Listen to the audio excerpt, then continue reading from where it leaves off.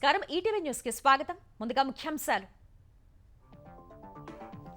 శ్రీవారి లడ్డూలపై బహిరంగ వ్యాఖ్యలను తప్పుపట్టిన సుప్రీంకోర్టు. దేవుళ్లనైనా రాజకీయాలకు దూరంగా ఉంచుతారని భావిస్తున్నట్టు వ్యాఖ్య.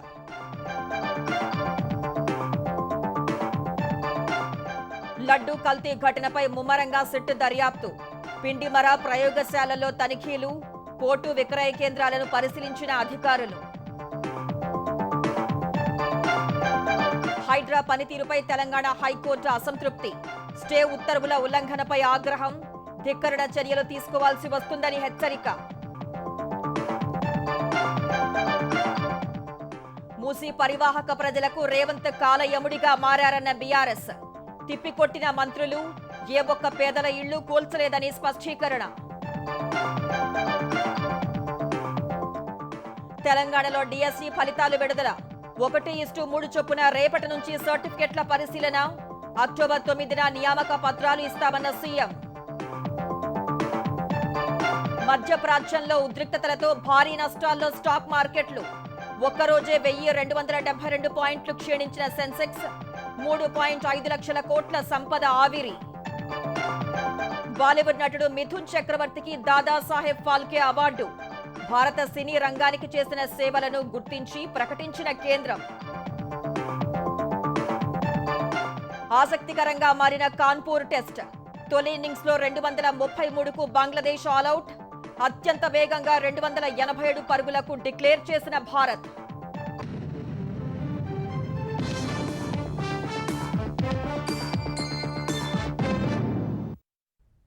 తిరుమల లడ్డూ ప్రసాదం విషయంలో బహిరంగ ప్రకటనలపై సుప్రీంకోర్టు అసంతృప్తి వ్యక్తం చేసింది. కనీసం దేవుళ్లనైనా రాజకీయాలకు దూరంగా ఉంచుతారని భావిస్తున్నామని వ్యాఖ్యానించింది.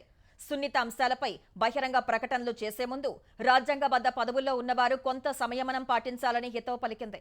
లడ్డూ వివాదంపై ఏపీ ప్రభుత్వం వేసిన సిట్ దర్యాప్తును కొనసాగించాలా లేక స్వతంత్ర సంస్థతో విచారణ జరపాలో నిర్ణయం తీసుకునేందుకు సహకరించాలని సొలిసిటర్ జనరల్ తుషార్ మెహతాను సుప్రీంకోర్టు కోరింది. తిరుమల లడ్డూ కల్తీ వ్యవహారంలో దాఖలైన 4 పిటిషన్లపై justice BR Gavai, justice KV విశ్వనాథన్లతో కూడిన ధర్మాసనం విచారణ జరిపింది. తొలుత బీజేపీ మాజీ ఎంపీ సుబ్రహ్మణ్య స్వామి తరపున న్యాయవాది రాజశేఖరరావు వాదనలు వినిపించారు. ప్రసాదంలో పదార్థాలు కలుషితమైనట్టు ప్రజల మధ్య ప్రకటన చేశారని, ఆరోపణల అనంతరం టీటీడీ అధికారి స్వయంగా కల్తీ నెయ్యి వాడలేదని చెప్పారని, ఈ విషయంపై సీఎం ప్రకటన వివాదాస్పదమైందన్నారు. దేవుడి ప్రసాదం ప్రశ్నార్థకంగా ఉంటే దాన్ని పరిశీలించాలన్నారు. స్వచ్ఛమైన అనుమతించదగిన పదార్థాలు మాత్రమే ఆలయంలోకి ప్రవేశించగలవు అని నిర్ధారించడానికి ఒక ప్రక్రియ ఉందన్నారు. శాంప్లింగ్ జరిగిందా, తిరస్కరించిన ట్యాంకర్ల నుంచి నమూనా తీసుకున్నారా లేదా, వాటిని సరఫరా చేసిన గుత్తేదారు ఎవరో గుర్తించారా, తప్పుడు నివేదికకు అవకాశం ఉందా అనే అంశాలపై సుప్రీంకోర్టు పర్యవేక్షణలో విచారణ జరపాలని కోరారు. టీటీడీ ఆంధ్రప్రదేశ్ ప్రభుత్వం తరపున సీనియర్ న్యాయవాది సిద్ధార్థ లూథ్రా వాదనలు వినిపించారు. గత 50 ఏళ్ల నుంచి కర్ణాటక ప్రభుత్వ సంస్థ నందిని నెయ్యి సరఫరా చేస్తోందని, గత ప్రభుత్వం వచ్చాక దాన్ని రద్దు చేశారని లూథ్రా చెప్పారు. గతేడాది డిసెంబర్లో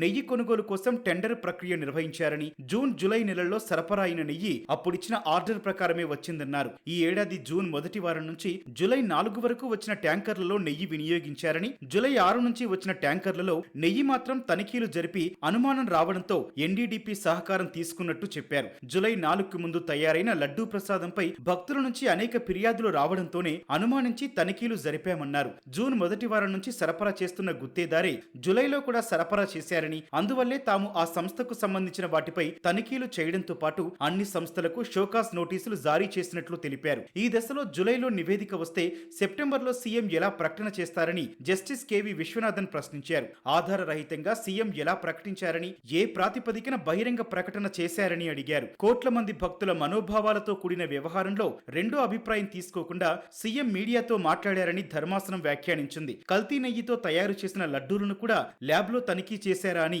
జస్టిస్ కెవి విశ్వనాథన్ ప్రశ్నించారు. ఎన్డీడీబీ తర్వాత మరేదైనా ల్యాబ్ తో తనిఖీ చేయించారా అని అడిగారు. నెయ్యి కల్తీపై ఒక్క సంస్థ నివేదికపైనే ఎలా ఆధారపడతారన్న ఆయన ఇతర సంస్థల నుంచి ఎందుకు అభిప్రాయం తీసుకోలేదని ప్రశ్నించారు. ఎందుకు తనిఖీలు జరపాల్సి వచ్చిందో వివరణ ఇచ్చిన సిద్ధార్థ లూథ్రా సిట్ దర్యాప్తులో అన్ని విషయాలు బయటకొస్తాయన్నారు. సీఎం ప్రకటన చేయడం, ఆ తర్వాత ఎఫ్ఐఆర్ నమోదు కావడం, సిట్ ఏర్పాటు చేయడం, ఈ పరిణామాల నేపథ్యంలో సిట్ ను కొనసాగించాలా లేక కేంద్రం నుంచి ఎవరినైనా నియమించాలో సొలిసిటర్ సొలిసిటర్ జనరల్ అభిప్రాయం చెప్పాలని ధర్మాసనం కోరింది. ఇందుకు కొంత సమయం కావాలని సొలిసిటర్ జనరల్ కోరారు. సొలిసిటర్ జనరల్ సమయం కోరడంతో తదుపరి విచారణ అక్టోబర్ 3కు వాయిదా వేసింది. కోట్లాది మంది భక్తుల మనోభావాలకు సంబంధించిన వ్యవహారమని, కనీసం దేవుడిని అయినా రాజకీయాలకు దూరం ఉంచుతారని భావిస్తున్నామని సుప్రీంకోర్టు వ్యాఖ్యానించింది. ఉన్నతమైన పదవుల్లో ఉన్నవారు కొంత సంయమనం పాటించేలా తమ క్లయింట్స్ కి చెప్పాలని సిద్ధార్థ లూథ్రాకు సూచించింది. తిరుమల శ్రీవారి లడ్డూ కల్తీ ఘటనపై సిట్ దర్యాప్తు ముమ్మరం చేసింది. మొదటి 2 రోజుల విచారణపై ప్రణాళికల్ని సిద్ధం చేసుకున్న సిట్ ఇవాళ క్షేత్రస్థాయిలో విచారణ నిర్వహించింది. 3 బృందాలుగా విడిపోయిన సిట్ సిబ్బంది తిరుమలలోని వివిధ విభాగాల్లో దర్యాప్తు చేశారు. ఇవాల్టి విచారణలో తిరుమలలోని పిండిమర ప్రయోగశాలలో తనిఖీలు నిర్వహించారు. గోదాములకు వచ్చిన ట్యాంకర్ల నుంచి నెయ్యి నమూనాలు సేకరించారు. ల్యాబ్లో నాణ్యత పరీక్షల యంత్రాలపై వివరాలు అడిగి తెలుసుకున్నారు. తిరుమలలోని లడ్డూ పోటు, లడ్డూ విక్రయ కేంద్రాలను పరిశీలించారు. గోదాముల్లో ముడి సరుకుల నాణ్యతను పరిశీలించారు. లడ్డూ తయారీలో పాల్గొంటున్న శ్రీ వైష్ణవుల్ని సిట్ బృందం ప్రశ్నించనుంది. వచ్చే నెల 15 నుంచి పూర్తి స్థాయిలో ఇసుక అందుబాటులో ఉంటుందని ఏపీ గనుల శాఖ మంత్రి కొల్లు రవీంద్ర వెల్లడించారు. జగన్ నిర్వాకం వల్లే ఇసుక తవ్వకాలకు ఇబ్బందులు ఎదురవుతున్నాయని ఆరోపించారు. పేదలందరికీ ఉచిత ఇసుకను అందించి తీరుతామని మంత్రి స్పష్టం చేశారు. వైసీపీ హయాంలో ఇసుకను ఆదాయ వనరుగా భావిస్తే తాము ప్రజలకు ఇసుక ఉచితంగా అందిస్తున్నామని చెప్పారు. వర్షాకాలంలో ఇసుక రీచ్లు తవ్వకూడదన్న ఎన్జీటీ ఆదేశాల మేరకు ఇసుక రీచ్లు నిలిపివేశామని రవీంద్ర తెలిపారు. బోట్మెన్ సొసైటీలు పట్టా భూముల్లోనూ ఇసుక తవ్వకాలను చేపడతామని చెప్పారు. దూర ప్రాంతాలకు రవాణా ఛార్జీలు ఎక్కువగా ఉన్నాయనే సమస్యను కూడా అధిగమిస్తామని రవీంద్ర పేర్కొన్నారు.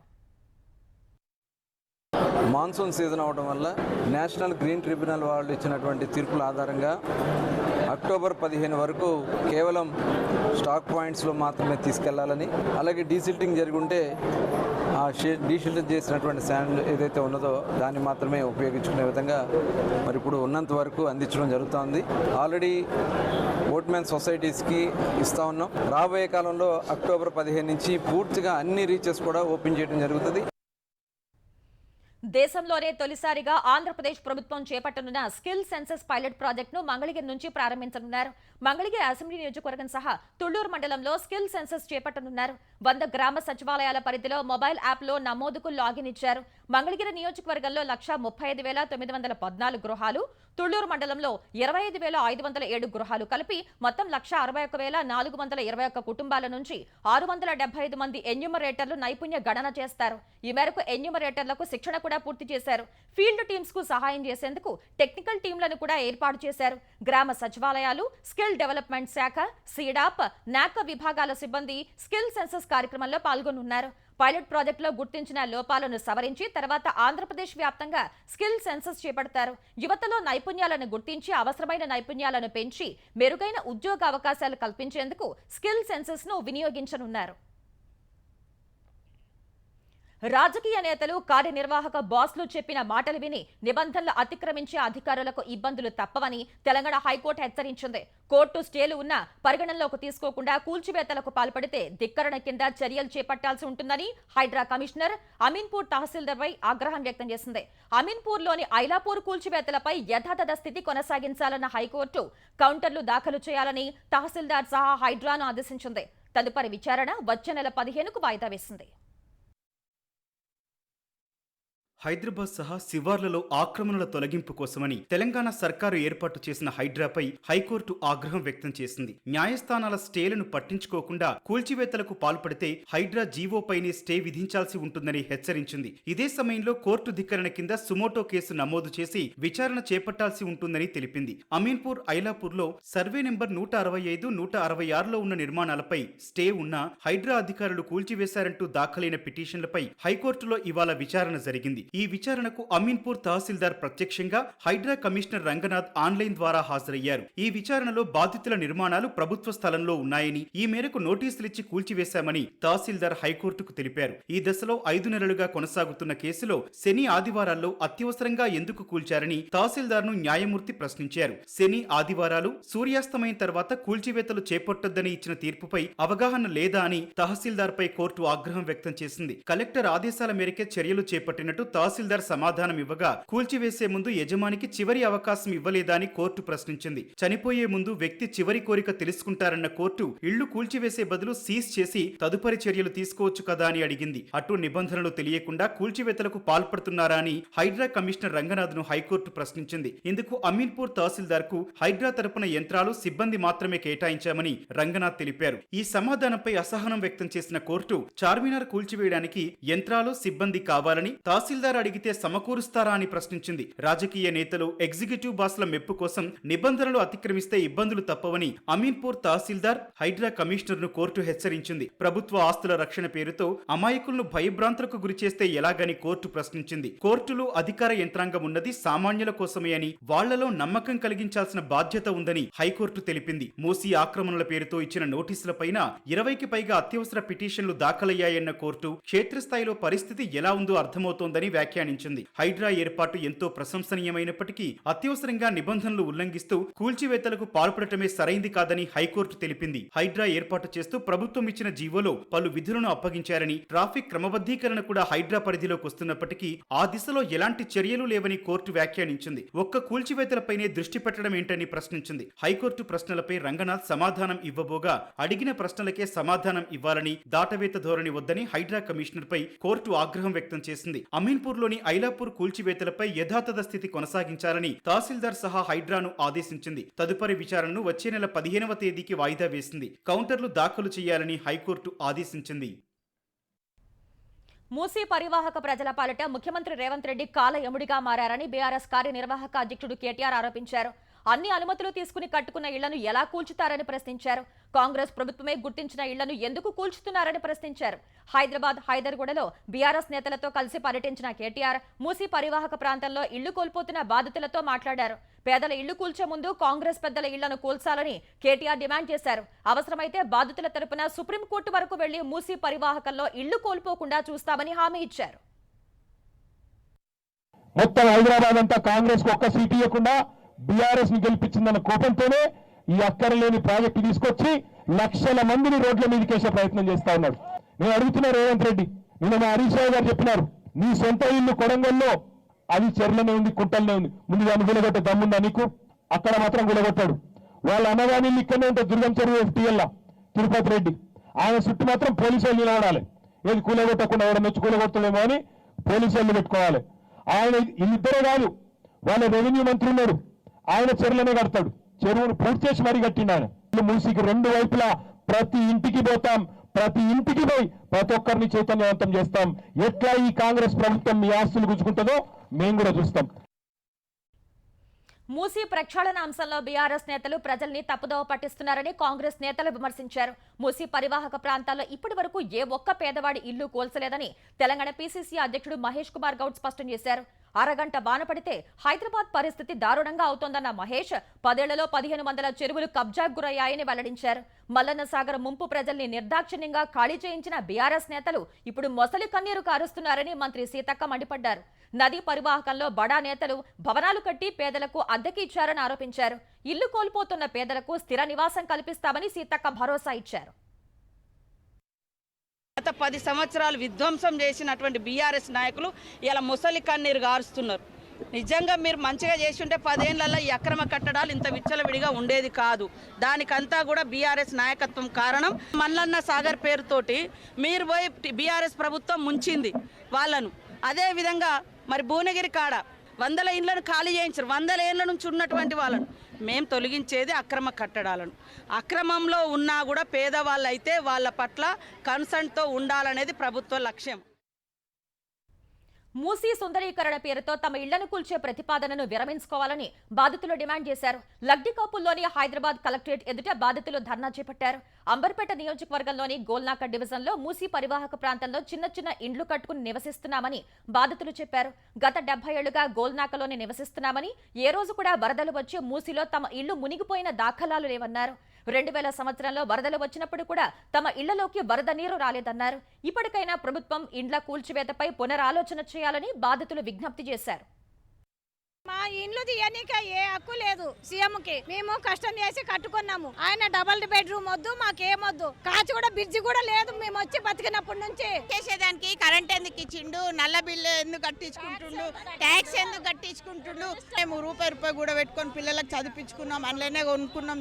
ఇప్పుడు మీరు వచ్చి హైడ్రా అని అవి అని తీసేసి మమ్మల్ని డబుల్ బెడ్రూమ్ ఇస్తా అంటే నలుగురు పిల్లలు ఉన్న వాళ్ళకి నలుగురు కోడళ్ళు, నలుగురు కొడుకులు, పిల్లలు, పెద్ద ఫ్యామిలీ పెట్టుకొని ఒక్క డబుల్ బెడ్రూమ్ ఏడుకెళ్ళి సరిపోతుంది సార్.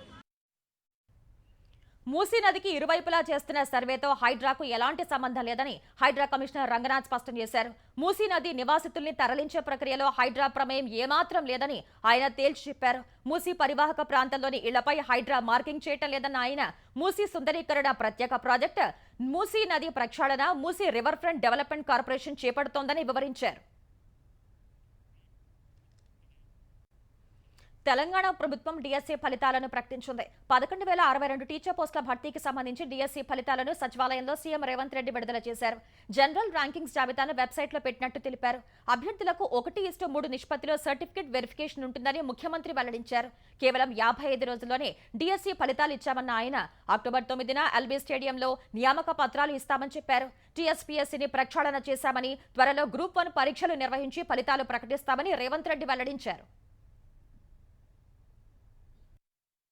9 అక్టోబర్ 2024 నాడు ఈ సర్టిఫికెట్ల వెరిఫికేషన్లు పూర్తి చేసి ఎల్బీ స్టేడియంలో ఈ 11,062 మంది టీచర్ల నియామక పత్రాలు వాళ్ళకు అందించడం ద్వారా రాబోయే దసరా పండుగ వాళ్ళ కుటుంబాలలో సంతోషాన్ని, పండుగ వాతావరణాన్ని తీసుకురావాలని చెప్పి ఇస్తుంది.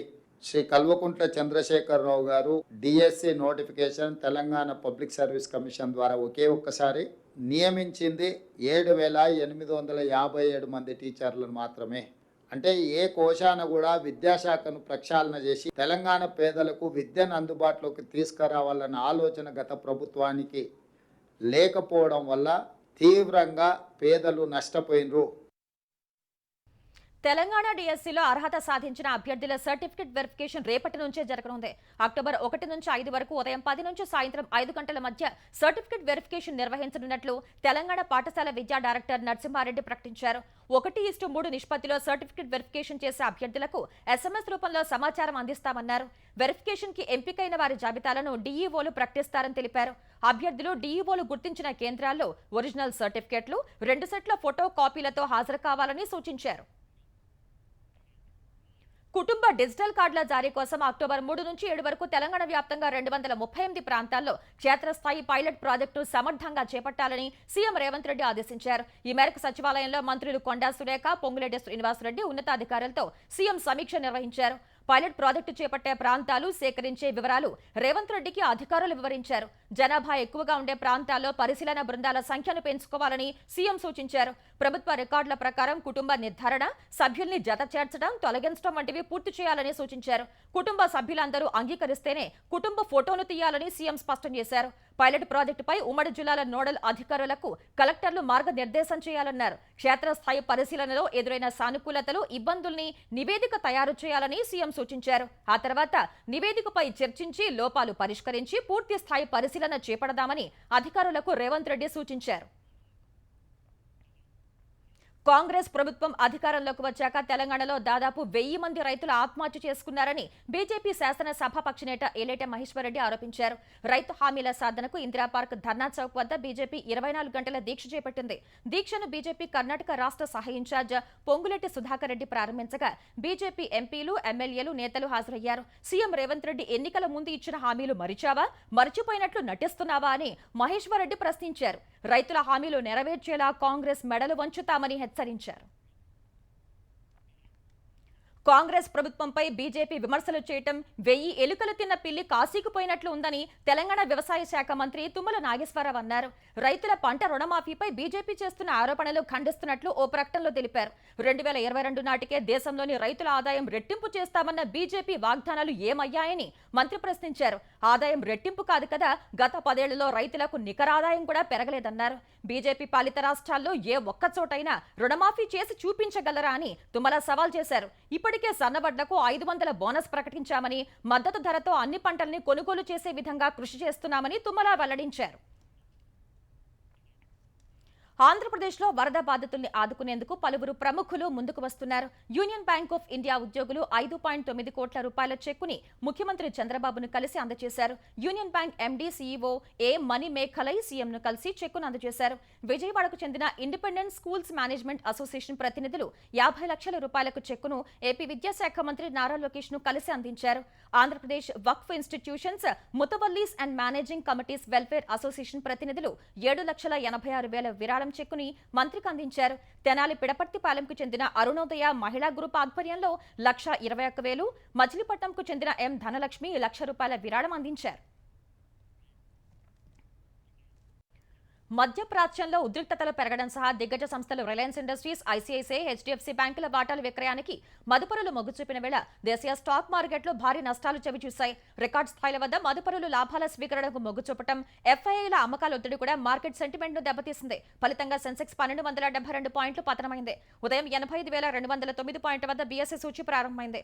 మొదట్లో 85,360 పాయింట్ల గరిష్ట స్థాయి నమోదు చేసింది. తర్వాత తీవ్రమైన అమ్మకాల ఒత్తిడికి లోనైన సెన్సెక్స్ ఒక దశలో 84,257 పాయింట్ల కనిష్ట స్థాయికి పడిపోయింది. చివరకు 84,300 పాయింట్ల వద్ద స్థిరపడింది. జాతీయ స్టాక్ ఎక్స్చేంజ్ సూచి నిఫ్టీ 368 పాయింట్లు తగ్గి 25,811 వద్ద ముగిసింది. ఇవాళ మదుపరుల సంపద 3.5 లక్షల కోట్లు ఆవిరైంది. బంగ్లాదేశ్తో కాన్పూర్లో జరుగుతున్న రెండో టెస్టులో భారత జట్టు అరుదైన రికార్డులు లెక్కించింది. అతి తక్కువ బంతుల్లో 50, 100, 200 పరుగులు చేసిన రికార్డులు భారత జట్టు కైవసం చేసుకుంది. ఈ మ్యాచ్ తొలి ఇన్నింగ్స్ లో బంగ్లాదేశ్ ను 74.2 ఓవర్లలో 233 పరుగులకు ఆల్అౌట్ చేసిన భారత్ తర్వాత తన తొలి ఇన్నింగ్స్ ను ధాటిగా ఆరంభించింది. మొదటి నుంచి 4లు, 6లతో చెలరేగిన ఓపెనర్లు యశస్వి జైస్వాల్, రోహిత్ శర్మ 18 బంతుల్లోనే 50 పరుగులు పూర్తి చేశారు. ఈ స్కోర్తో అత్యల్ప బంతుల్లో 50 పరుగులు చేసిన జట్టుగా భారత రికార్డు సృష్టించింది. తర్వాత కూడా అదే జోరు కొనసాగించిన భారత్ 10.1 ఓవర్లలోనే 100 పరుగులు మార్కు దాటి అత్యంత వేగంగా 100 పరుగులు చేసిన జట్టుగా తన పేరునే ఉన్న రికార్డును అధిగమించింది. తర్వాత 24.2 ఓవర్లలో 200 పరుగుల మైలురాయిని దాటిన భారత్ అతి తక్కువ బంతుల్లో ఈ ఘనత సాధించిన జట్టుగా మరో రికార్డు సొంతం చేసుకుంది. అదే దూకుడు కొనసాగించిన భారత్ 285 పరుగులకు 9 వికెట్ల వద్ద ఇన్నింగ్స్ డిక్లేర్ చేసింది. తర్వాత రెండో ఇన్నింగ్స్ లో ఇద్దరు బంగ్లాదేశ్ బ్యాటర్లను అవుట్ చేసింది. 4వ రోజైన ఇవాళ ఆట ముగిసే సమయానికి బంగ్లాదేశ్ 2 వికెట్లు కోల్పోయి 26 పరుగులు చేసింది. దేశ అత్యున్నత సినీ పురస్కారం దాదాసాహెబ్ ఫాల్కే అవార్డుకు దిగ్గజ నటుడు మిథున్ చక్రవర్తి ఎంపికయ్యారు. దాదాసాహెబ్ ఫాల్కే సెలక్షన్ జ్యూరీ మిథున్ చక్రవర్తికి అవార్డు ఇవ్వాలని నిర్ణయించినట్లు కేంద్ర మంత్రి అశ్విని వైష్ణవ్ సామాజిక మాధ్యమం ఎక్స్ లో పోస్ట్ పెట్టారు. భారత సినిమాకు మిథున్ చక్రవర్తి అందించిన సేవలకు ఈ అక్టోబర్ 8న జరిగే 70వ జాతీయ చలనచిత్ర అవార్డుల వేడుకలో దాదాసాహెబ్ ఫాల్కే అవార్డును మిథున్ చక్రవర్తికి ప్రదానం చేస్తామని అశ్విని వైష్ణవ్ తెలిపారు. 1976 ఏడాది మృగాయ చిత్రంతో సినీ రంగ ప్రవేశం చేసిన మిథున్ చక్రవర్తి తొలి చిత్రంతోనే ఉత్తమ నటుడిగా జాతీయ అవార్డు అందుకున్నారు. డిస్కో డాన్సర్ చిత్రంతో కమర్షియల్ హిట్ ను అందుకున్న మిథున్ చక్రవర్తికి ముక్తి, బన్సారీ, అమర్దీప్, ప్రేమ్ వివాహ్, భయానక్, కస్తూరి వంటి చిత్రాలు గుర్తింపు తెచ్చిపెట్టాయి.